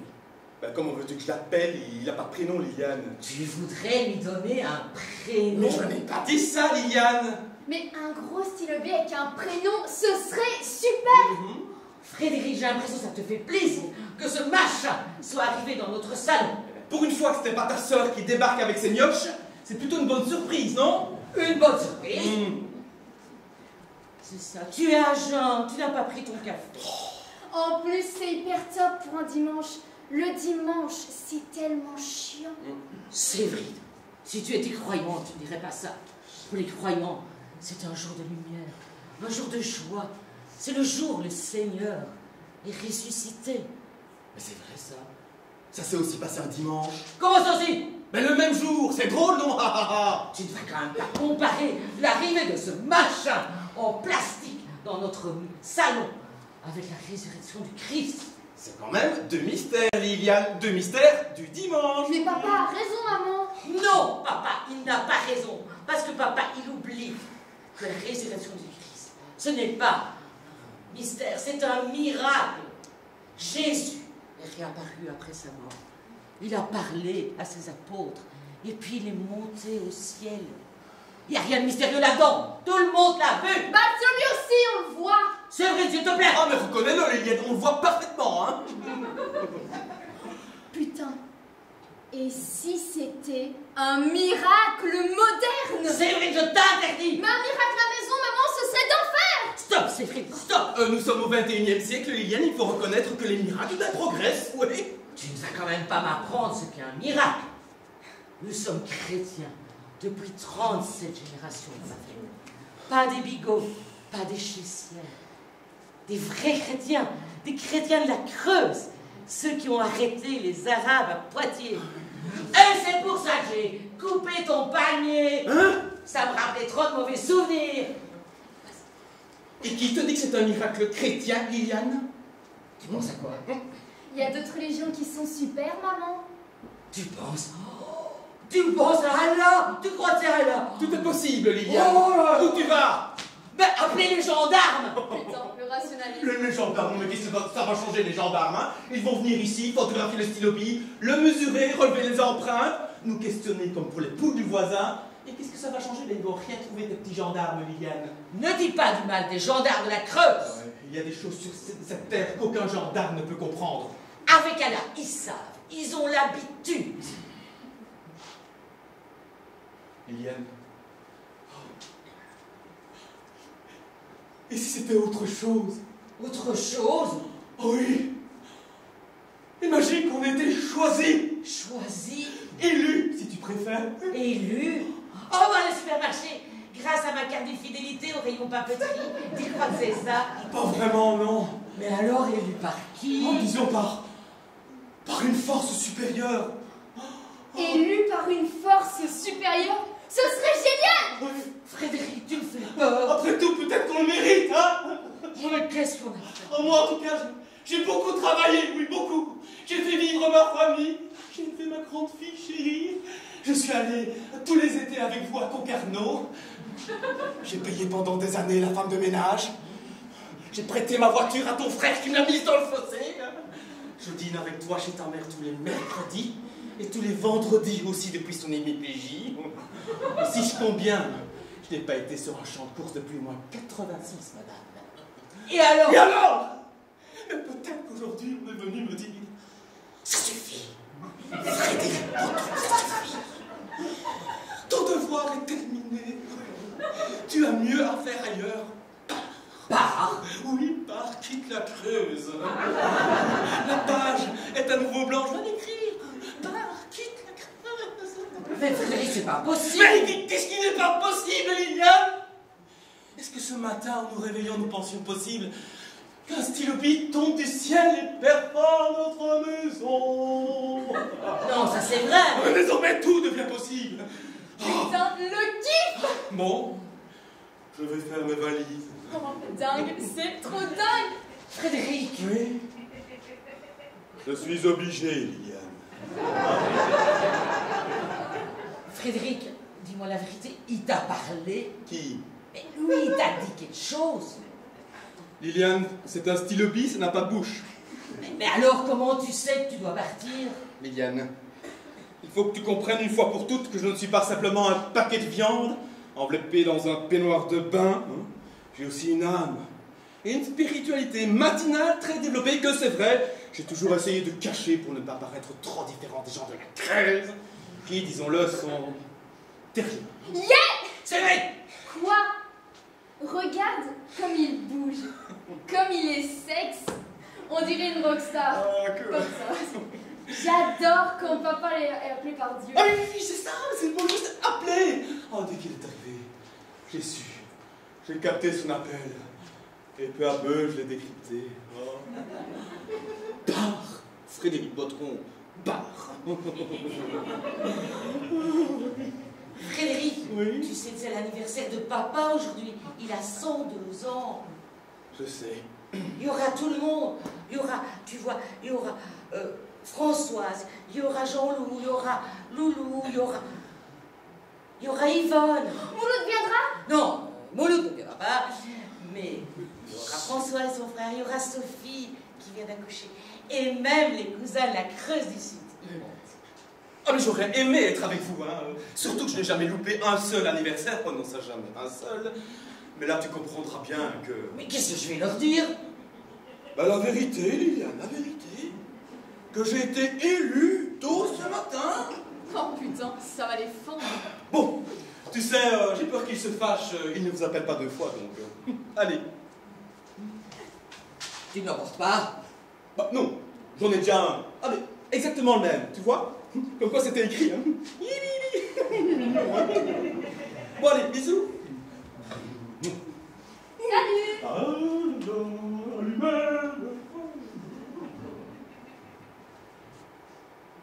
Putain, maman, il a écrit. Quoi? Le stylo bille, il a écrit par terre. Et qu'est-ce qu'il a écrit? Replante un palmier. Oh, je le savais, j'aurais dû appeler les gendarmes, j'aurais dû appeler les gendarmes. Oh putain, mais quel dimanche d'enfer!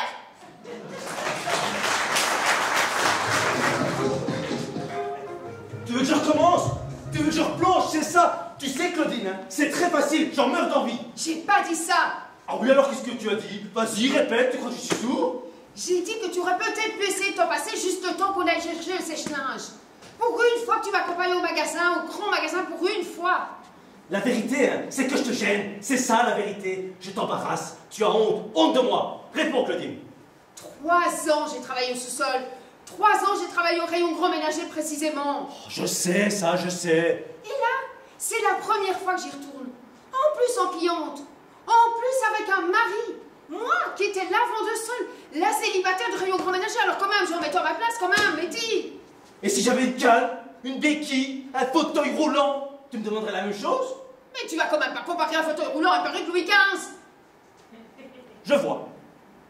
Tu préférais présenter à tes ex-collègues de travail un mari avec des jambes mortes que tu pousserais devant toi sur l'escalator plutôt qu'un homme avec des cheveux artificiels légèrement cendrés.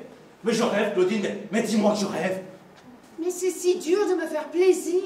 Un tout petit plaisir d'1 quart d'heure. Mais si je craque Mais 15 minutes, Jean, ça ne durera pas plus. 15 minutes, promis. On dit bonjour à Monsieur Mercier, le chef de rayon. Oh, la Claudine. Bon, là, ils sont mal, la Claudine. Bon, il aurait pu croire ça, la Claudine. Oh. Quoi? Ah ben, c'est ce qu'il va dire, hein. Il est très spontané comme chef de rayon, Monsieur Mercier. On lui commande le sèche-linge. Oh, la Claudine. Bon, ça paye un sèche-linge, la Claudine. Bah, qui aurait pu croire ça, la Claudine. Oh. Il m'embrasse. On paye sans faire la queue. Bah ouais, je connais Martine, la caissière. Oh.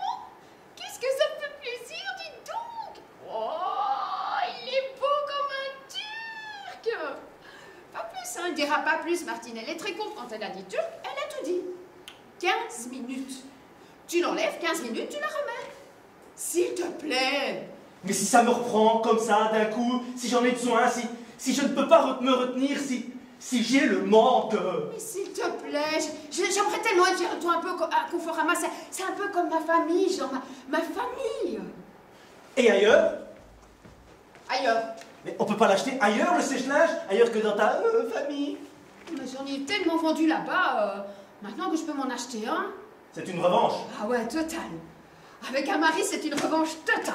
Et si j'ai une perruque Louis XV, ce n'est pas une revanche totale. Bah non, ils vont se moquer, ils vont dire que j'ai épousé un noble.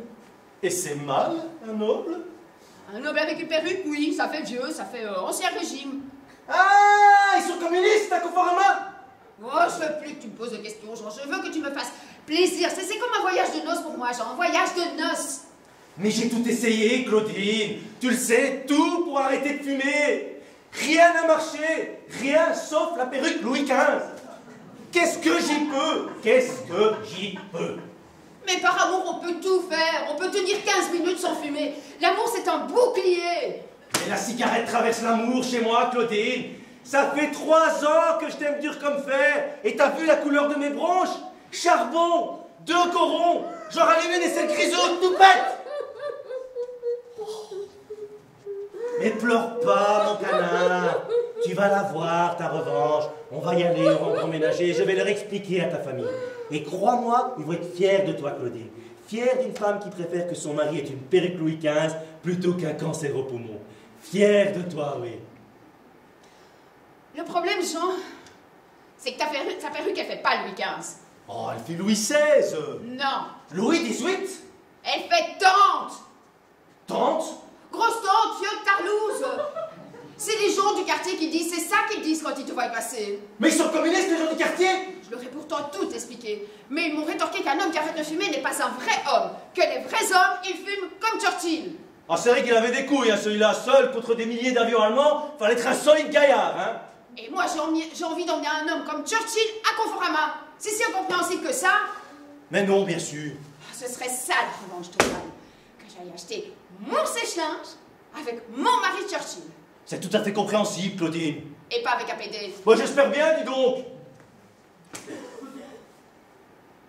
Jean, Oui? je veux pas que tu meurs, tu sais. Bah, c'est vrai que si tu avais envie que je meure, bah, je ne vois pas pourquoi on irait acheter un sèche-linge. Alors, si tu gardes ta perruque au rayon ménager, est-ce que au moins tu pourrais parler anglais? Ok. Ah non, c'est pas assez ok. Hein. As you like. Ah, merci.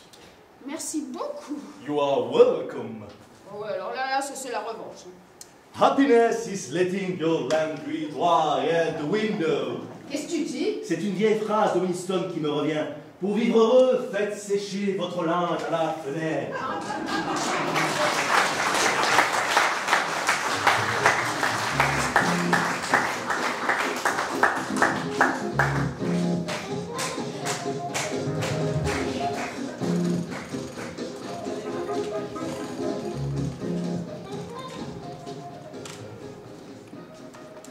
J'ai l'impression que ça fait des siècles que nous n'avons pas marché ensemble. Non, Bob.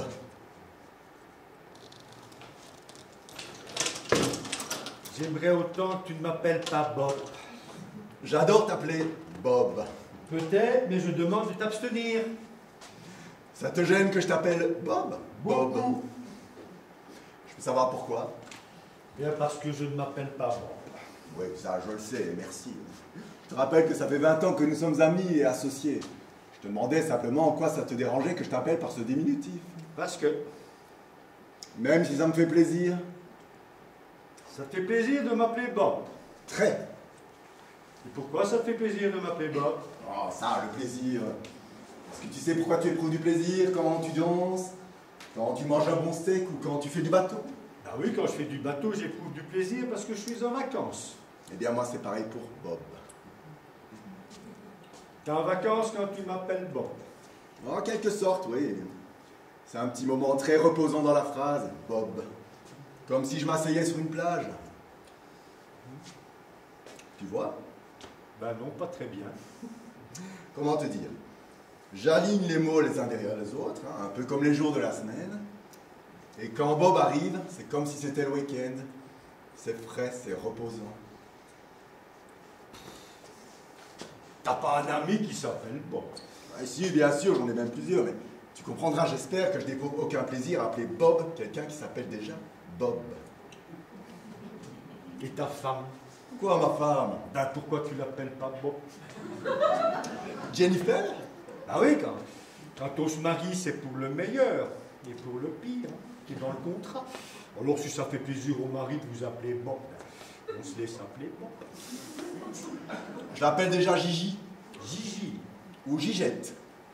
Eh bien justement, Bob lui paraîtra léger. Oui, mais moi... Quoi, toi? Moi, la seule personne que j'ai envie d'appeler Bob, c'est toi. Bon, ben c'est tout, hein, c'est tout maintenant. Oh, je crois que tu te fais une fausse idée de Bob. N'insiste pas, s'il te plaît. Bah, dis, on va pas se fâcher. Arrête maintenant, tu veux bien? Mais qu'est-ce qui te prend? Je t'ai jamais vu dans un état pareil. Tu vas bien? Très bien, je te remercie. Refuser à ton meilleur ami qui t'appelle Bob, ça ne te ressemble pas. Tu m'inquiètes. Bon, Dan, est-ce que tu pourrais garder en secret? Si tu me le demandes. Ben voilà, j'ai eu un arrière-grand-oncle qui s'appelait Bob. J'ai pas facile, hein. Ah, écoute, c'est trop difficile. Non, faut que je le dise, faut que ça sorte, faut que je puisse le dire un jour. Voilà, j'ai eu un arrière-grand-oncle qui s'appelait Bob et qui a violé le président des États-Unis. Merde! Il l'a attaché sur une commode et puis il a pissé sur des tas de dossiers confidentiels au milieu du bureau aval. Non! En pleine guerre de sécession. Oh, mon pauvre vieux, je suis désolé. Tu te rends compte? Oui, il était général, oui, et il voulait convaincre le président d'accepter son plan. 2 divisions nordistes devaient par un mouvement tournant attaquer les sudistes par le sud. Alors le président s'y opposait. Hein. Tant qu'il dirigerait le pays, les nordistes attaqueraient par le nord, c'était une question d'honneur. Alors oncle Bob s'est énervé et il a sauté sur Lincoln. C'est vrai, c'était Lincoln? Ouais, tu te rends compte. Ah bah décidément, celui-là, il n'aura jamais de chance. Enfin, une cousine connaissait le médecin du président. On a réussi à étouffer l'affaire. Ouf! Ils ont fait passer ça pour un accident de chasse. Donc le Bob a été muté dans une compagnie de trappeurs en Alaska. Mais pour notre famille, proche de la Constitution, la honte était insupportable. Alors oncle Andrew décréta le nom de Macpherson souillé à tout jamais. Nous devions changer de patronyme sur le champ. Alors il proposa qu'on s'appelle désormais Rabbit. Prétextant que le lapin est un animal qui avait toujours paru sympathique à l'humanité et que c'était surtout de sympathie que notre pays avait besoin, que notre famille plutôt, avait besoin en ce moment. Ah mais oncle Edgar s'y opposa. Précisons qu'il n'avait rien contre les lapins, mais que c'était faire peu de cas de 2 de nos ancêtres, Alan et Jack Macpherson, tombés héroïquement à la bataille de Yorktown pour l'indépendance du pays. La gloire qu'ils avaient apportée au nom des Macpherson au côté de Washington était de bien loin supérieure à la honte infligée par oncle Bob au côté de Lincoln. Oh, la famille se rallia à cet avis, elle conservera Macpherson, mais bannie à tout jamais Bob. Et en jurant sur la Bible qu'aucun de leurs descendants ne porterait ce prénom synonyme d'infamie. Et bien voilà, tu sais tout. Je vois. Sinon, crois bien, j'ai rien contre Bob. Je crois pas qu'il serait temps de couper le cordon. Tu vas pas traîner ça toute ta vie, cette rancune, idiote. Après tout, c'est pas toi qui as violé Lincoln. Ah oui, c'est bien. Brise le lien familial, libère-toi une fois pour toutes. Laisse-moi t'appeler Bob. Ah non, moi je t'en prie, non, ne fais pas ça. Non. Mais pourquoi? C'est du passé tout ça, c'est de l'histoire ancienne. Pas tout à fait. C'est-à-dire? Et quand je vois le président des États-Unis à la télé, je suis ému. T'as envie de le culbuter? Un peu. T'as vu quelque chose comme ça, là? Ça m'envahit, là. J'ai envie de saccager son bureau, d'égorger sa secrétaire, de déféquer sur son ordinateur personnel. Ah non, non, c'est génétique, là. J'ai les gènes d'oncle Bob. C'est putain de gènes. Et alors, en plus, quand quelqu'un m'appelle Bob, là, la pulsion redouble d'intensité, là. Oh, tiens, tout à l'heure, j'ai failli me ruer vers la Maison Blanche. Je suis désolé, vraiment désolé. J'ai beaucoup d'amitié pour toi et te refuser un plaisir me coûte énormément, mais il y va de la sécurité des États-Unis. Je vois. Ne crois pas que le président s'en sortirait vivant. T'as vu un psy? À plusieurs. Ils m'ont dit que d'avoir envie de tuer le président après l'avoir vu à la télé était tout à fait normal. C'était même très simple. Hey, t'as pas envie de le tuer, t'as envie de le culbuter. Ben oui, mais ils m'ont dit c'est parce que je suis trop gentil. Tout ce qu'il mérite, c'est qu'on le bousille. Et ils sont durs, ces psys. Ben, ils payent trop d'impôts. Et ton allergie pour le diminutif Bob? Ben, ils s'en foutent, toi. Tout ce qui les intéresse, c'est que j'aille le crever. Hein. Enfin, il faut les comprendre. Les honoraires sont taxés à 75%. Alors, évidemment, ça les rend nerveux et forcément, ça modifie un petit peu leur diagnostic. Non. J'ai l'impression qu'il me poussait pour que j'aille lui faire la peau. C'est pour ça que j'ai arrêté. Et tu t'en sors tout seul? Ben, je regarde plus la télé. Et j'évite qu'on m'appelle Bob. Là, ça paraît énorme à première vue, mais on s'y fait très bien. On a l'impression de vivre comme n'importe qui. Ouais, c'est vrai. Moi-même, ton meilleur ami, j'avais rien vu. Tu m'en veux pas? Non. Mais si tu veux, tu peux m'appeler Tom. Hein? Tom? Non? Non, c'est pas la même chose, Tom. Peut-être? Non? Bill. Ben tiens, dans Bill, il y a l'un des deux B de Bob.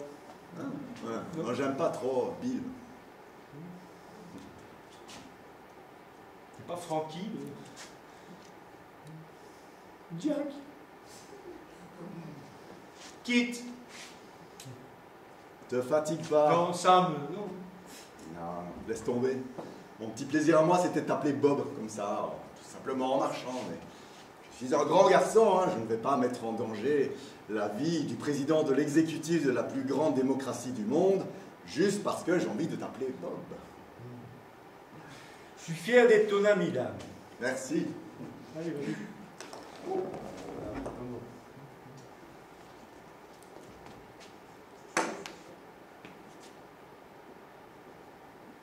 Ça va?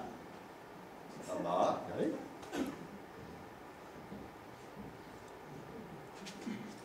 À quoi tu penses? À Kennedy. T'as pas de la famille à Dallas, par hasard? Bah si, j'ai mon vieil oncle Harry. Ah nom de Dieu. Ah non, tu crois pas que... Il faudra quand même vérifier. Merde.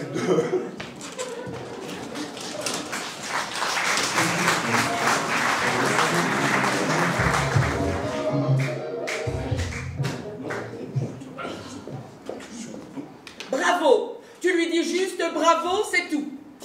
Je ne te demande pas de te répandre en compliments, je te demande juste de lui dire un petit bravo.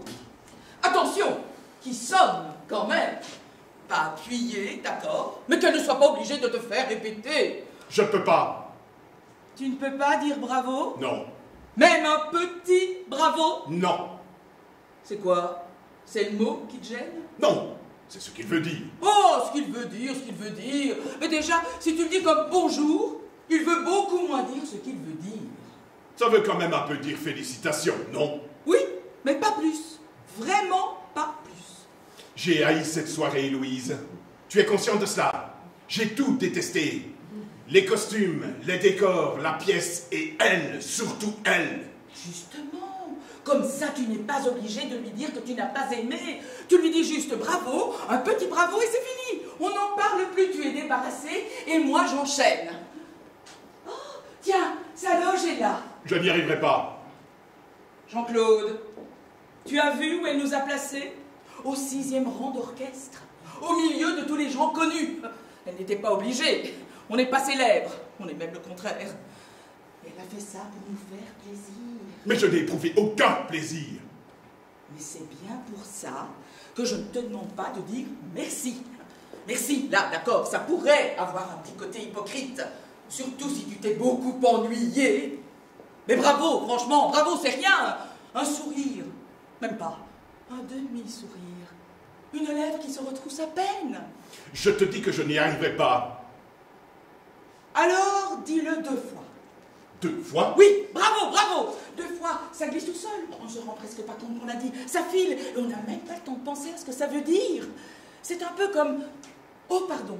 Quand tu dis « oh pardon », tu n'as pas l'impression de demander vraiment un pardon, de réclamer une absolution pour ta faute. Non, c'est une petite phrase qui t'échappe, et pourtant, le type sur qui tu viens de renverser ta bière et qui a envie de t'égorger, en t'entendant dire « oh pardon », ça pèse aussitôt. Comprenons que ce n'est pas un goujat qui lui a taché sa veste, mais un homme bien élevé. Et il le devient à son tour en te répondant « je vous en prie ». Phrase dont il ne saisit pas le sens, sinon l'idée de se courber, main jointe devant toi en priant, mais lui ôterait toute envie de la prononcer. Et pourtant il l'a dite. Et vous vous séparez, sans insulte ni guerre, presque amis, prouvant que 10 000 ans de civilisation n'ont pas été vains, puisqu'ils ont réussi à remplacer chez l'homme le réflexe de l'égorgement par celui de la courtoisie. Et c'est pour ça, Jean-Claude, que j'aimerais que tu dises un petit bravo à Simone, pour qu'elle ne pense pas que mon mari a échappé à la civilisation. Est-ce que tu comprends? Mais qu'est-ce qui te prend à parler comme ça sans t'arrêter? On vient d'entendre ta sœur pendant presque 3h30 parler, parler, parler. Oh, j'ai cru mourir. Et maintenant, c'est toi qui t'y mets? Bon, enfin, c'est une histoire de fou. C'est contagieux ou quoi? Si tu dois continuer, dis-le-moi tout de suite, hein, parce que je te préviens. Avec toi, ce ne sera pas comme avec Simone. Hein. Je sors, je fous le camp de ce théâtre et je ne reviens pas. Tu m'entends, Louise? Je ne reviens plus, jamais. Je suis à bout. Tout ça parce que je te demande d'être poli avec ta belle-sœur. Parce qu'elle l'a été, elle, sur scène. Parce que c'est de l'art, c'est poli. Parce que c'est classique, c'est poli. Parce que ça rime, c'est poli, c'est ça? Tu n'es quand même pas en train de m'expliquer que Racine est mal élevée. Ta sœur m'a torturé, Louise, tu m'entends? Torturé pendant toute la soirée. Tu es au courant, j'espère, qu'au Japon, la grandeur suprême pour le samouraï blessé à mort est de dire bravo à son adversaire. C'est un très mauvais exemple, je hais le Japon. Dommage, un peu d'Extrême-Orient aurait pu t'aider. M'aider à quoi? Mais à mieux comprendre, à mieux te comprendre. En oubliant 2 petites minutes, ta tête d'occidental buteuse.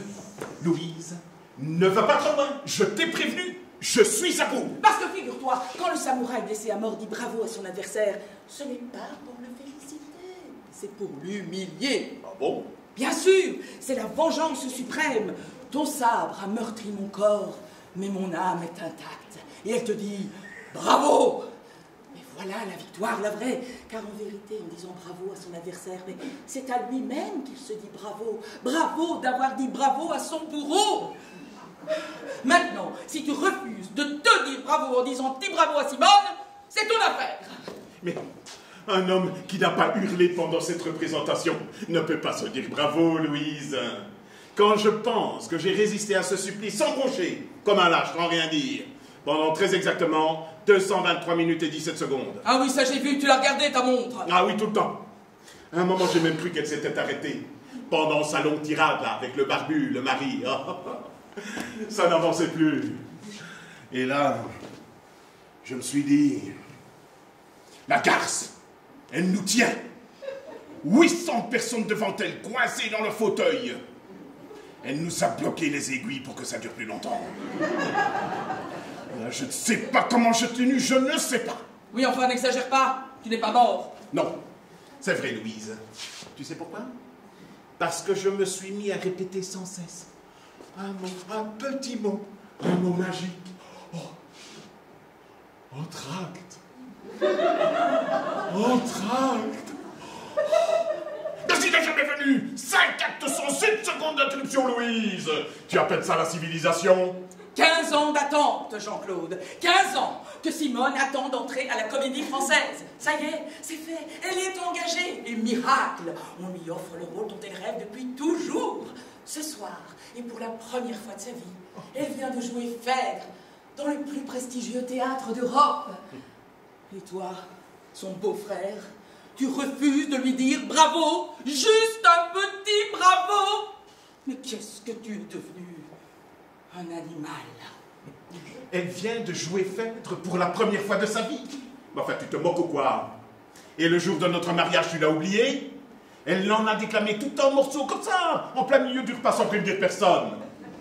Même qu'après, les enfants ont pleuré, qu'aucun invité n'a voulu danser, que mon père a gueulé sur le tien. Ah, il nous en a foutu une ambiance de merde avec sa vocation et ses alexandrins. Mais c'est maman qui lui avait demandé pour nous faire une surprise. La surprise, ça a failli être que je quitte la table, Louise. La table du plus beau jour de notre vie. Ah, il fallait que je t'aime hein, pour rester comme ça 20 minutes, debout, le couteau planté dans le gigot. Pendant que l'autre, hystérique, beuglait sa poésie en se caressant les seins. Et 20 ans après, elle remet ça. L'intégrale en plus. Et tu voudrais que je lui dise bravo à cette grosse vache? Jean-Claude! Quoi, Jean-Claude? Elle a pris 20 kilos, Simone, vrai ou faux? C'est humain. C'est l'angoisse d'attendre ce rôle. 15 ans d'angoisse.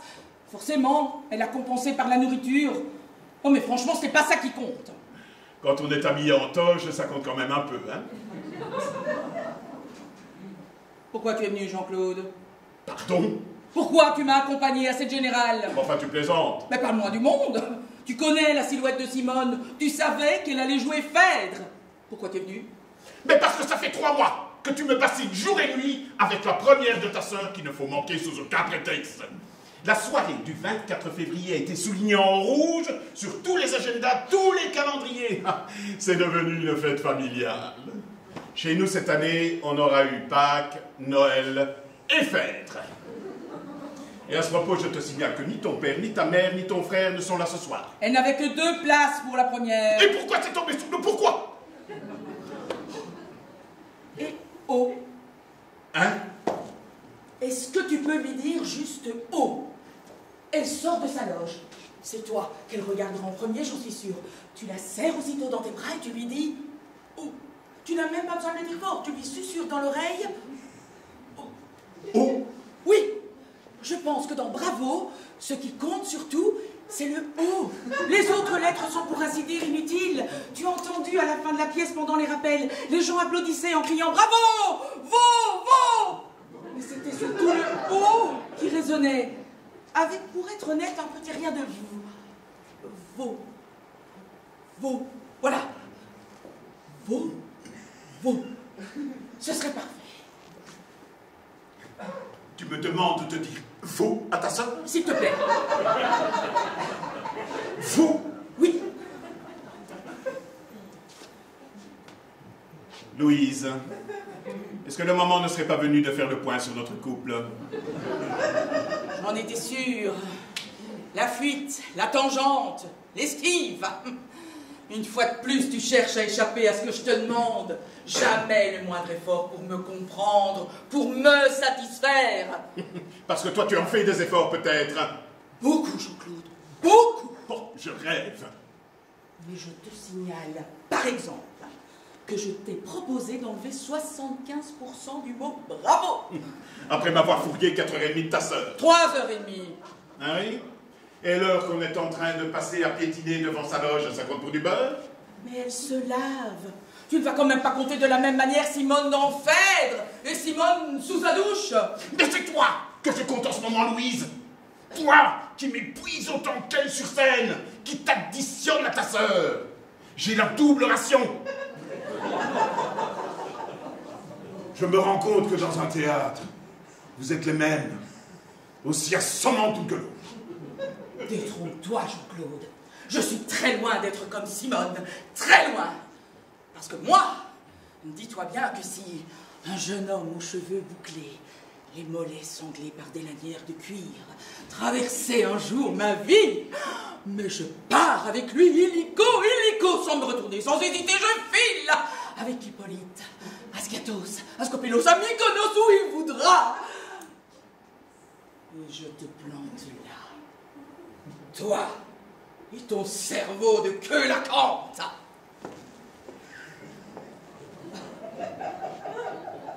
Tu ne dis rien? Non. Ça ne te fait rien? Quoi? Mais ce que je t'ai dit! Non. Que je parte avec Hippolyte, ça ne te fait rien? Non. Même dans une île grecque? Non. Cerveau de queue lacante. C'était en fait? Non. On aurait dit. C'est normal. Ça vient du grec.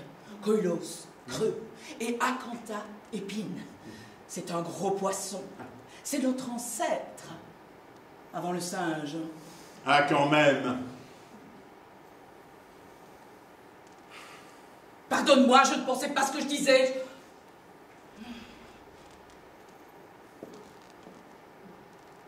Tu ne m'aimes plus. Et tu me le dis à la Comédie Française.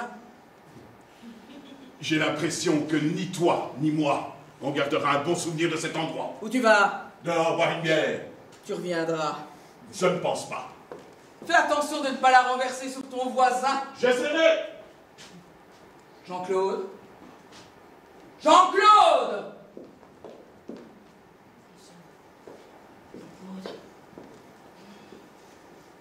Jean-Claude. Oh, ma chérie, tu es là. Alors, ça t'a plu? Tu es toute bouleversée. Oui, je sais. C'est une pièce qui parle fort aux femmes. Je sais. Non, c'est parce que... C'est bouleversant de voir sa sœur applaudir pendant 20 minutes. Non, c'est parce que... Jean-Claude m'a quitté. Ton mari? Oui. Comment t'a-t-il quitté? Là, maintenant, il est parti. Avant la fin de la pièce? Non. Oh mon Dieu, tu m'as fait peur. Ma chérie, c'est incroyable. Jean-Claude te quitte le soir de ma première fête. Et tu te souviens de ce que j'ai joué le jour de votre mariage? Bien sûr que je m'en souviens. Pauvre connasse.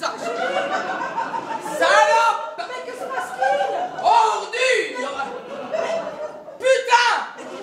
Merdeuse. Qu'est-ce que j'ai dit de mal? Et Louise, et à moi, tu ne me dis pas bravo? Un petit bravo? Louise?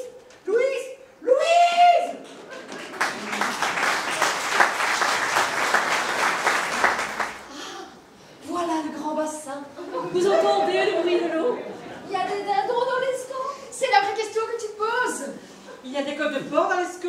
Il y aurait moins de guerre. Mais Henri n'est pas sportif. Il couche avec un sportif. Je crois que c'est la sagesse. Ça doit être mon côté Monique. Oui, c'est beau aussi quand ça reste à l'intérieur. C'est pas faux. Oh, quitte la creuse. Oh. Demain, un miracle, c'est pas un big. Ah, maison blanche itinéraire. Maison blanche itinéraire.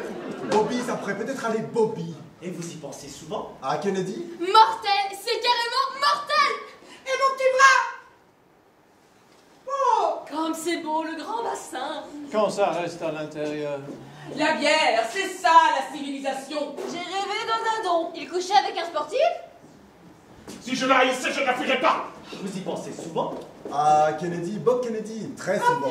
Quitte la Creuse. Pour les Alpes-Maritimes. Non, la Maison Blanche. Oh, n'amont pas sur tes poneys, hein. Que la tente de cerveau.